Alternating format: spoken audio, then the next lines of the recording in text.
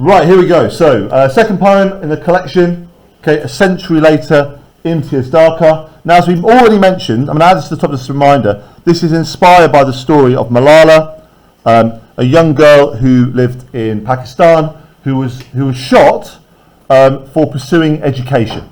Now, of course, the idea is that in our society, we believe that education is a right for all people. We understand that education is the route towards prosperity, and that if you deny one type of people education, that you therefore limit their life chances.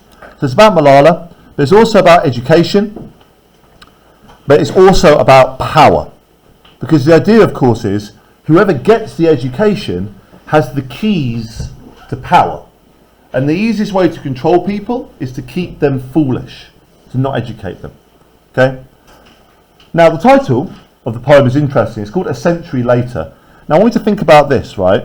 So, if we're talking a poem written in 2014, it's a century later. Century is 100 years.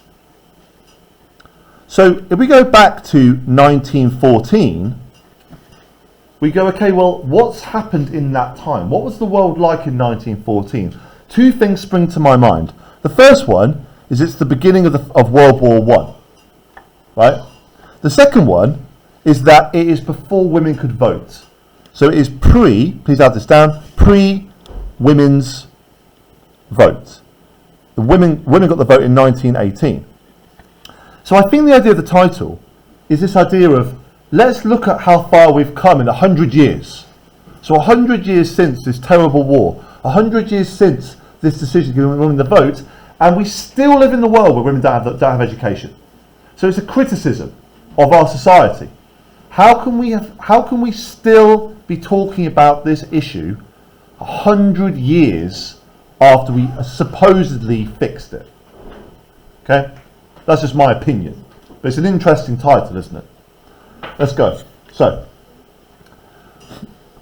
the school bell is a call to battle. Every step to class, a step into the firing line. Okay, so quite a dramatic opening. Notice we've got two metaphors. Okay, so the school bell is a call to battle.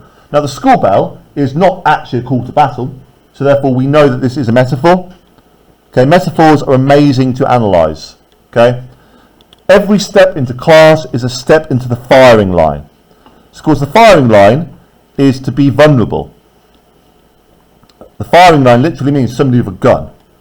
So every time a girl goes to school, they are entering into a battle. Okay, so they are in a fight. They're in a fight for many things. First of all, you have the sense that they are at risk, because we know that people get shot for going to school. But also there's an idea about fighting for your education. That the only way that you actually get it is to go to school. Now, of course, remember, school is supposed to be safe. So we've got here's a juxtaposition, right? The juxtaposition. Like, the very first thing that schools are supposed to do, even beyond education, is to provide safety for their students. So we have an irony here, right? The school bell is a call for battle. Every step into class, a step into the firing line. Here is the target. Fine skin at the temple. Just box that off for me a sec. Cheeks still rounded from being 15. Okay? So, cheeks still rounded is about being young. Okay? In other words, your cheek has no wrinkles to it. It's smooth and round. 15, of course, is a child. The word temple is very interesting. Okay? So temple has two meanings. The first meaning is it's the weak part of your skull. So Malala was shot in the temple, this bit here, right? Just on the left-hand side, on the side of your eyes, right? Very, very fragile part of your skull. But a temple is also a place that you go to worship. So you could say that it's both referencing the vulnerability, but also the idea of the worship of the school, of education. The target is again about being vulnerable. Okay? So you have this idea that the action of going to school is a risky action. right? It is like a declaration of war. It shouldn't be, but that's kind of what it is. Okay? Surrendered. Surrendered. Surrounded. Okay, good words here. Notice the double S, alliteration. Now we call this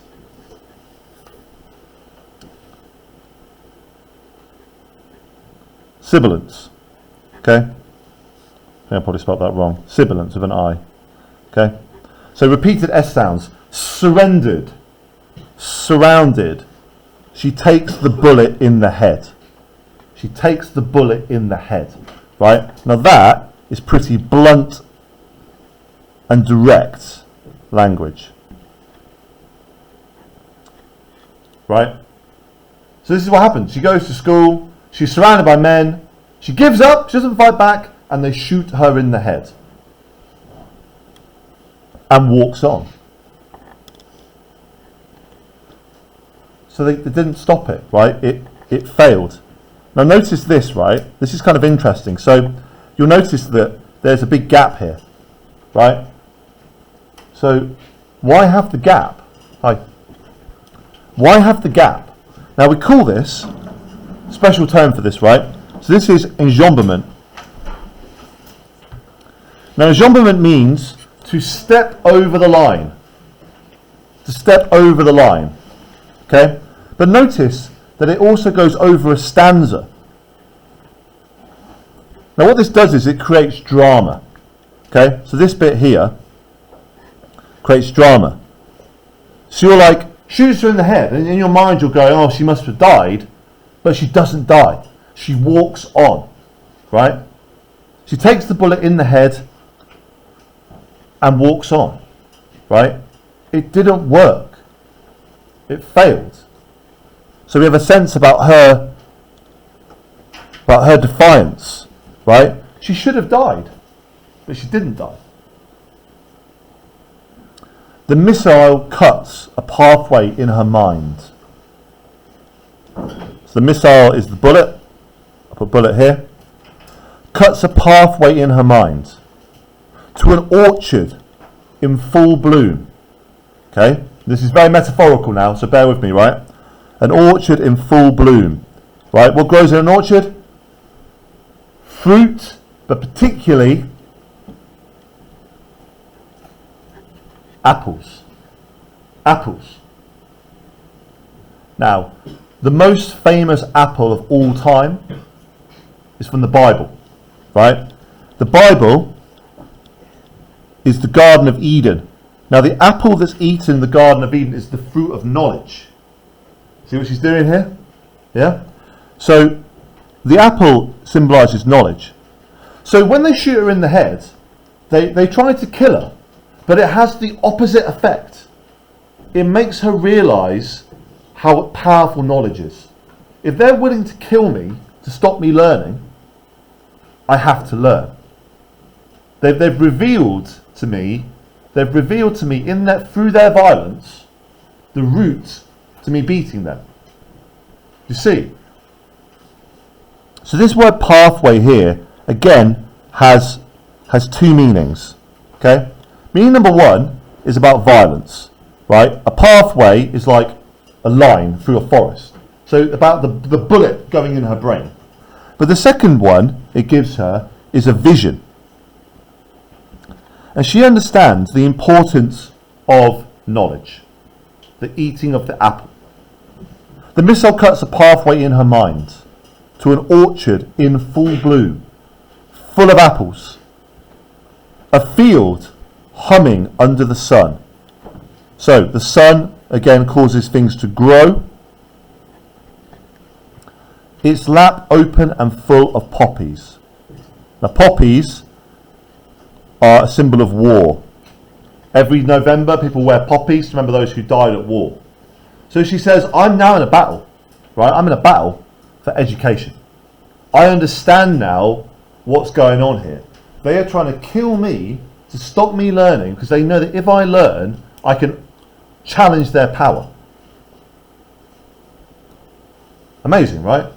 Really, really good. Like really amazing poetry. This girl has won. This girl has won the right to be ordinary. Okay? Now notice again, we've got enjambment here as well. So it gives it two meanings. Number one, she's won the battle. So she's won the battle. But she's also just won the right to be ordinary.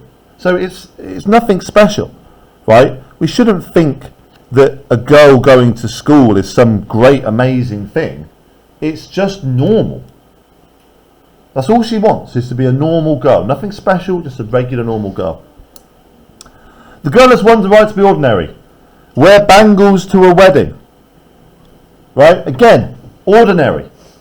To be able to wear jewellery. Bands. Girls can't wear jewellery, it's too nice. Band. Paint her fingernails. Okay? Go to school. Now these here are normal female behaviour. Right? Paint your nails, wear little bits of jewellery, go to school. But she has to fight for these things. So I think one of the things that what the poet's saying to us is a little bit of think what we take for granted, right? That some of the things that we do, we just don't even think about. We don't think that they're special, whereas some other girls can't do those kind of things. Bullet, she says, you are stupid. Okay, now notice here, we have got a new speaker. Who is this speaker? Probably Malala, because of course she was the one that was shot. Bullet, she says, you are stupid. You have failed. You cannot kill a book or the buzzing in it. You cannot kill a book or the buzzing. Now buzzing has an idea of energy, okay? Ideas. So you can't kill a movement, you can't kill ideas, right? You can't kill that. You can kill me, but somebody else will rise up and take my place, right? Violence cannot control ideas. They're too powerful. You can burn a book, but you can't burn the idea that's in the book. A murmur. A swarm. And again, both of these have ideas about bees, right? About bees. Remember that bees work together, build hives, grow things, make honey. A murmur, a very small noise. A swarm, a big noise. Behind her, one by one, the schoolgirls are standing up to take their places on the front line. So here we go, right? So we have a sense here that there is a growing noise. More people are starting to speak out, to protest. Speak out. One by one, so it's both individual girls, right? So individuals. The schoolgirls are standing up. Okay, standing up is a nice image here of sort of being tall to take their place on the front line. So they're going to go to battle. So in a way, this is actually is kind of an aggressive poem. What it's saying is that your attempt to stop us, to kill us, actually has the opposite effect.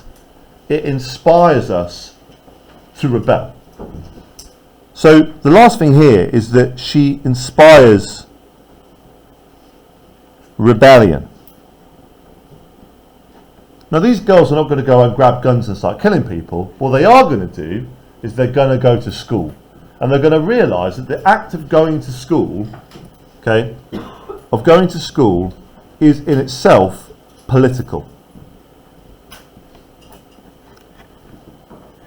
That you do that to grow your power, to grow your knowledge, so that you can one day try and change the system. So, like Shelley's poem we did the other day, it might seem like a tame poem, but it's actually very powerful.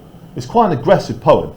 It criticises those who try to rule through violence, the Taliban especially, but not just the Taliban, any person who chooses to rule through violence, and it argues for resilience, right? To fight back, to challenge those kind of people.